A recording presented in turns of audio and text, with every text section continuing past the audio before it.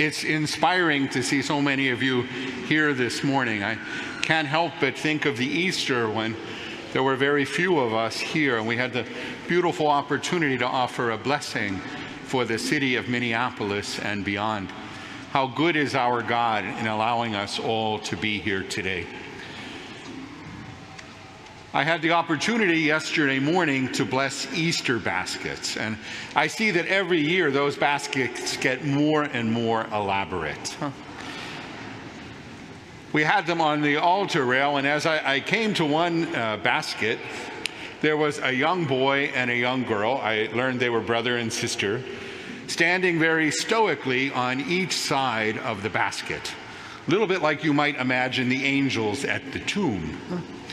And as I peered into the basket, I noticed it was all eggs, beautifully decorated eggs. And the young boy said, "Do you ever wonder if the eggs talk to one another?"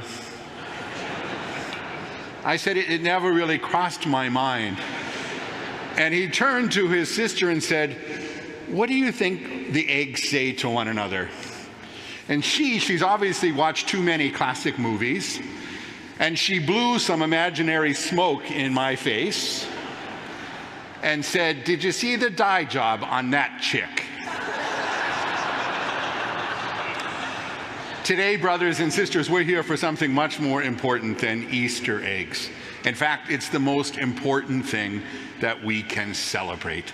There's an urgency. We celebrate today the fact of the empty tomb, the fact that Jesus rose from the dead. It's not just a pious legend, it's what we believe.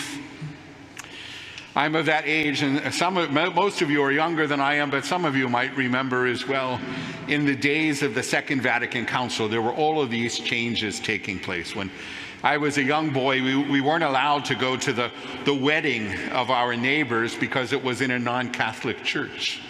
And then comes this council, and the next thing I know, our pastor is inviting the Lutheran pastor for a Bible study in our parish. And my father went to that.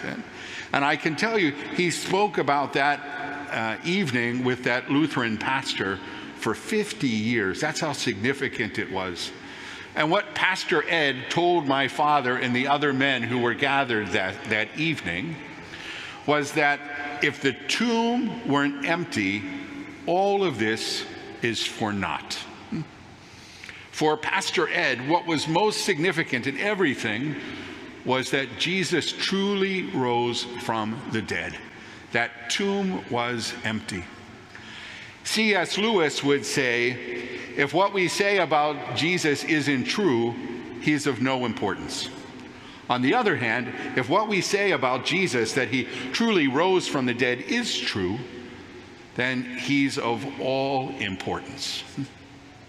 It's the latter, my brothers and sisters. Did you notice the urgency in the gospel today? We have Mary Magdalene running, then we have Peter and John running. I got tired just listening to it. But it speaks to the urgency, to the importance of that resurrection event. That event in history changed everything. We gather in such great number this day because we believe that, and we want to respond to such a great gift. We have that beautiful Easter sequence that the choir at the Basilica sings with such passion, which we all just stood and sang, that speaks of how important it is that we offer praise, that we offer thanksgiving to Jesus, the one who was that Paschal victim, because he's changed everything. It's urgent, and it prompts in us a desire to say thank you.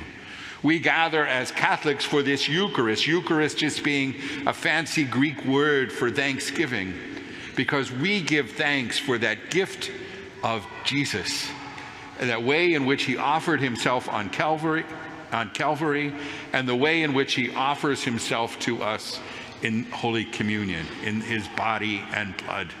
We give thanks to God the Father for that great gift of his Son. It's what offers to us his life. Yesterday morning in the office of readings, there's this beautiful homily that's read. But it has this beautiful encounter between Jesus as he's risen from the dead and those who are in the netherworld, and with Adam in particular. And it's, awake, O sleeper, and rise from the dead. That's what happens. Christ gives us life. By his resurrection, he gives us life. It's not just about a historical event, my brothers and sisters, as true as it is, but it's because of its significance for us. Christ gives us life through his resurrection.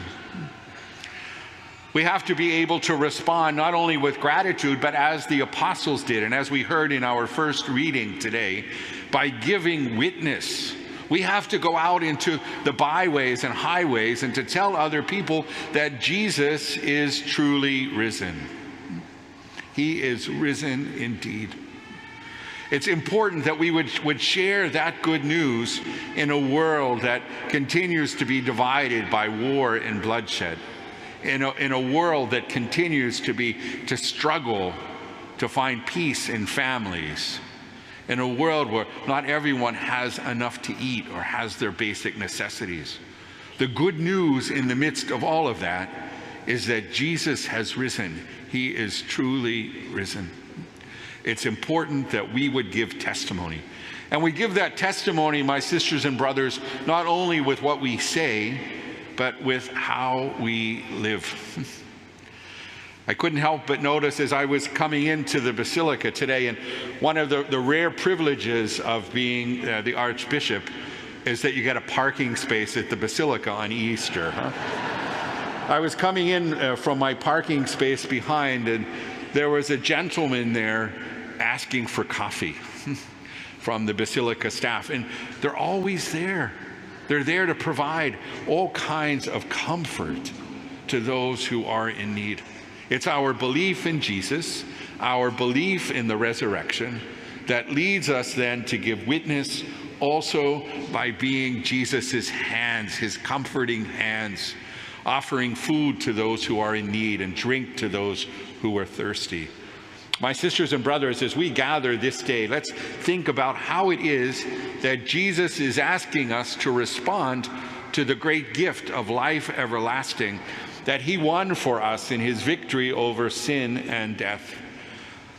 How is it on this Easter Sunday and always that we respond to such great love? We have a God who's never outdone when it comes to generosity. Let's think about how it is that we might begin to show our gratitude, to show our understanding that Jesus truly is risen from the dead. It's the most important event in all of history. It's life-changing for us.